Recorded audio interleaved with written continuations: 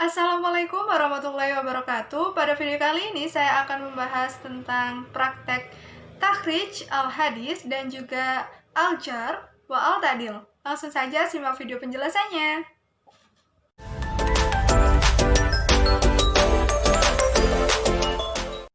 Praktek takhrij al-hadis dan al-jahr wa al-ta'dil. Takhrij al-hadis itu merupakan ilmu untuk mengetahui melacak asal-usul perawi hadis dari sisi hubungannya dengan usaha periwayatan mereka terhadap hadis atau sebuah periwayatan hadis. Pada takhrij hadis, para ulama hadis mengemukakan berbagai hadis yang telah dikemukakan oleh para guru hadis atau berbagai kitab atau yang lainnya yang susunannya dikemukakan berdasarkan riwayatnya sendiri atau para gurunya, temannya, orang lain dengan menerangkan siapa periwayatnya dari para penyusun kitab atau karya tulis yang dijadikan sumber pengambilan. Adapun tujuan dari takhrij hadis yaitu untuk mengetahui asal-usul hadis yang akan diteliti, untuk mengetahui seluruh riwayat bagi hadis yang akan diteliti, untuk mengetahui ada tidaknya syahid dan muttabi. Nah, metode dari takhrij al-hadis ini ada 5. Yang pertama, metode takhrij hadis menurut lafaz pertama. Metode ini berasal dari lafaz matan ya hadis sesuai dengan urutan huruf hijaiyah dan alfabet, sehingga metode ini mempermudah pencarian hadis. Yang kedua, metode takhrij hadis menurut lafaz-lafaz yang terdapat dalam hadis. Metode ini berlandaskan pada kata-kata yang terdapat dalam matan hadis, baik berupa kata benda maupun kata kerja. Yang ketiga yaitu takhrij melalui perawi hadis pertama. Metode ini berlandaskan pada perawi pertama suatu hadis, baik perawi tersebut dari kalangan sahabat bila sanadnya muttasil sampai kepada Nabi, atau dari kalangan tabi'in apabila hadis tersebut mursal. Yang keempat yaitu mencari hadis berdasarkan tema. Metode ini berdasarkan pada tema suatu hadis. Yang kelima, takhrij berdasarkan status hadis, di mana metode ini memperkenalkan suatu upaya proses pencarian hadis berdasarkan statusnya, seperti hadis qudsi, hadis masyhur, hadis mursal, dan lain-lain.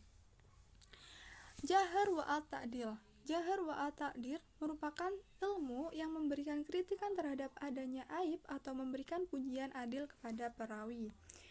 Nah, peringkat lafaz ta'dil, kata-kata yang menunjukkan intensitas maksimal, kata-kata yang menunjukkan sifat adil dengan kata-kata yang menyirat kedabitan, kata-kata yang menunjukkan sifat adil tetapi menggunakan kata yang tidak menyirat kedabitan, kata-kata yang menunjukkan kesikotannya, kata-kata yang menunjukkan kualitas sikot dengan salah satu sifat di antara sekian sifat adil dan sikot, baik kata yang sama atau kata yang berarti, kata-kata yang sedikit menyiratkan. Peringkat lafaz ta'jar, yaitu kata-kata yang menunjukkan mubalaghah dalam hal jar, kata-kata yang menggunakan ketertuduhan perawi sebagai pendusta atau pemalsu ataupun yang lain, kata-kata yang menunjukkan penilaian kearifan yang sangat. Nah, sebab perawi dikenakan jahar wa al-ta'dil yaitu yang pertama bid'ah, yaitu melakukan tindakan tercela di luar ketertentuan syariat. Yang kedua yaitu mukhalafah, yaitu menyalahi periwayatan orang yang lebih sikot. Yang ketiga ghalat, yaitu kekeliruan dalam meriwayatkan. Yang keempat jahalah al-hal, yaitu tidak dikenal identitasnya. Yang kelima dawa al-ittiqa, yaitu sanadnya terputus. Praktek tari al-hadis, contoh hadisnya yang dipakai yaitu hadis riwayat Imam Bukhari dan Muslim yang bunyinya Allahumma inni a'udzubika minal ajzi wal kasal wal jubni wal haram. Ya Allah, sesungguhnya aku mohon perlindungan dari sifat lemah, malas, rasa takut, dan penyakit pikun. Hadis riwayat Bukhari dan Muslim. Nah, langkah-langkah untuk mentakhrij hadis tersebut yang pertama yaitu penelusuran hadis. Nah, hadis tersebut telah dicari di dalam kitab Muljam Al-Mufaros li Al-Fat Al-Hadis An-Nabawi dan ditemukan dalam juz 4 halaman 137. Hadis tersebut terdapat dalam buku-buku induk hadis seperti karya Bukhari, Muslim, Abu Dawud, At-Tirmizi, An-Nasai, dan Ibnu Majah. Yang kedua yaitu penghimpunan hasil penelusuran hadis. Penghimpunan dan penelusuran hadis dapat menggunakan kitab Al-Muljam melalui Al-Maktabah Asy-Syamilah. Selanjutnya yaitu pembuatan skema sanad. Nah, berikut skema sanad dari hadis tersebut.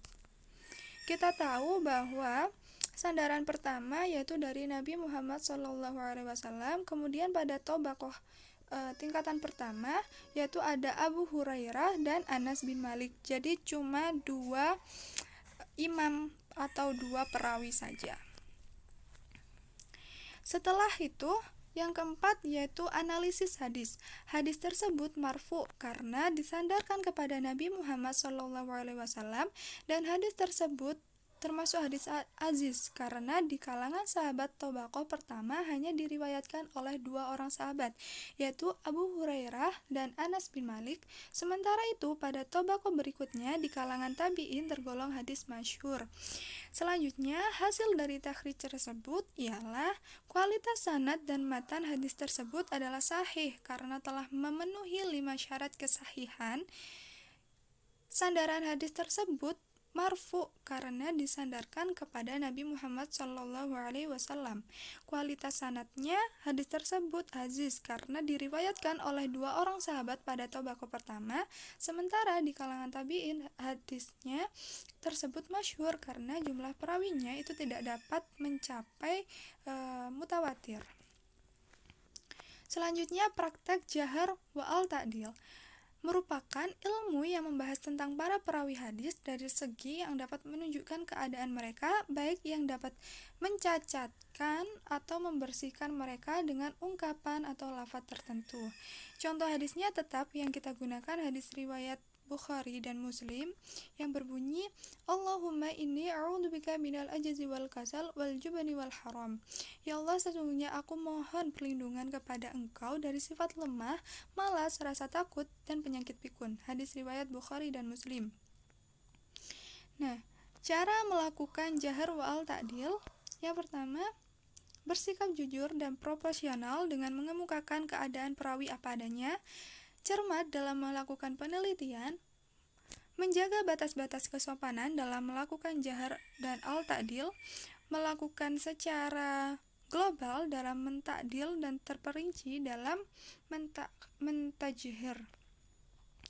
Hasil dari jahar wa al-ta'dil yaitu semua perawi dalam sanad hadis pada contoh menurut ulama al-jahar wa al-ta'dil telah memenuhi syarat yaitu adil dan kuat hafalannya, serta ulama juga berpendapat bahwa sahabat bersifat adil.